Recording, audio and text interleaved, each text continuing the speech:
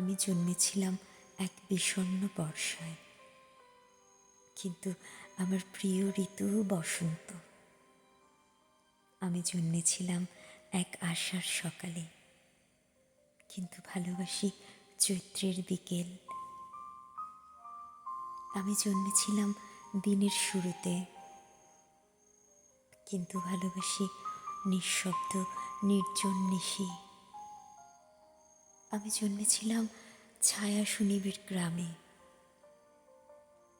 ভালোবাসি বৃক্ষহীন রৌদ্রদগ্ধ ঢাকা।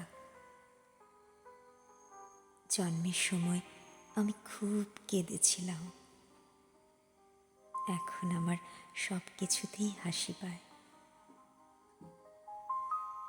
আমি জন্মের প্রয়োজনে ছোট হয়েছিলাম, এখন মৃত্যুর প্রয়োজনে বড় হচ্ছি।